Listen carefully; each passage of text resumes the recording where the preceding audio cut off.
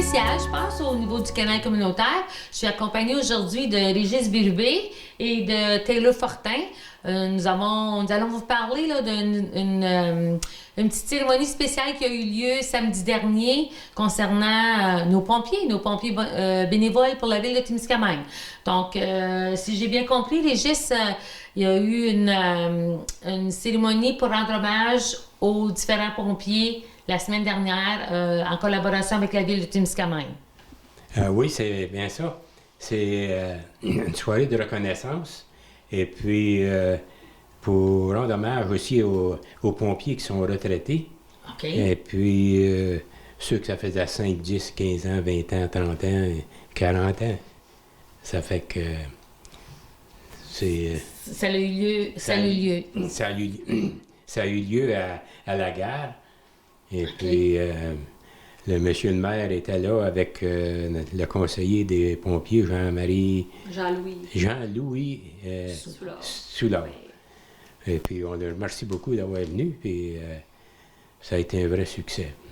Bien, tant mieux. Puis, Taylor, c'est toi qui es la personne qui va nous dévoiler les pompiers volontaires qui ont été reconnus. Exactement. Donc, premièrement, on va commencer avec nos gars de 5 ans. On a Richard Labrosse et Olivier Moore. Après ça, on va à 10 ans, qui est Sébastien Sirois-Clich, Éric Bisson, Stéphane Bordelot, Patrick Tanguay-Dumas et Martin Plante.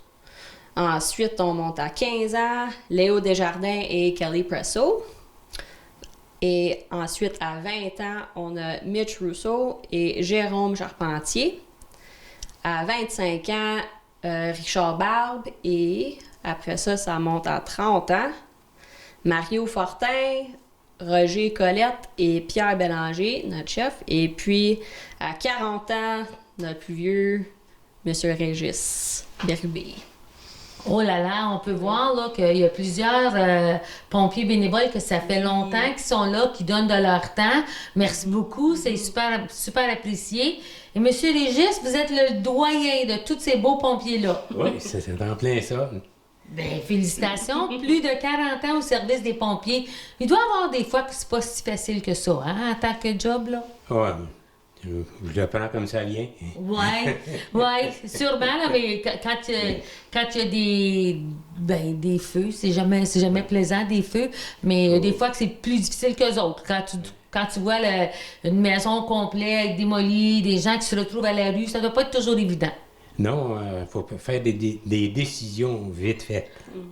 Sûrement, parce que quand le feu est parti, on n'a pas bien le temps de penser. Il faut réagir puis agir rapidement. C'est en plein ça, puis ça presse. Oui, sûrement. Donc, à la ville, si j'ai compris, ça fait pas tellement longtemps, est-ce que ça se peut qu'ils cherchent encore des pompiers volontaires? T'es là, peut-être tu peux nous en parler. Oui, on est encore à la recherche de 5 à 7 pompiers volontaires, temps partiel, sur appel, toute la même chose. Vous avez juste à appliquer, that's it.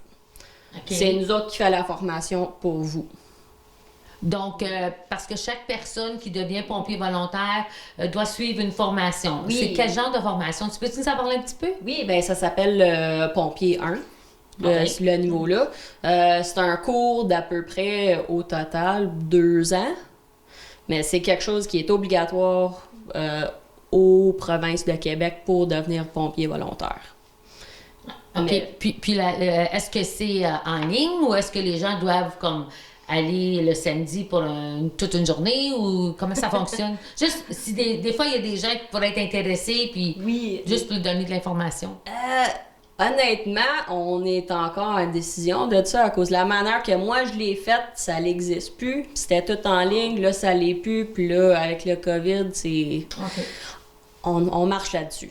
Mais on pense que ça va être en formation en personne une fin de semaine par mois, quelque chose du genre. OK. En tout cas, à suivre là, pour comment ça va être concrètement. Mais les gens qui sont intéressés, est-ce que c'est à la ville qui a un formulaire ou est-ce que c'est à la caserne des pompiers? Les deux. Les deux, oui. Une place ou l'autre. Pendant la semaine, en d'autant qu'il y a quelqu'un là, vous avez juste à appliquer. Ah, parfait. Donc, y avait-il d'autres choses que vous vouliez, à part de ça, M. Régis, je dois vous dire que je vous trouve pas mal bien habillé avec votre nouvel outfit. Puis tout. Et on est fiers de représenter la ville. C'est la ville qui nous a acheté l'équipement.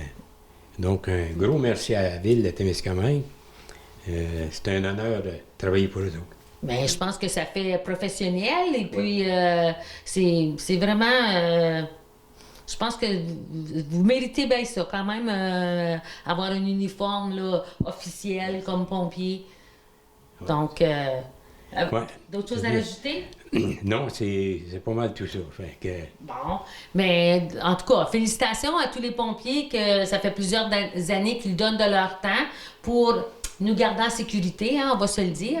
C'est bien apprécié par l'ensemble des citoyens de Témiscamingue. Merci beaucoup.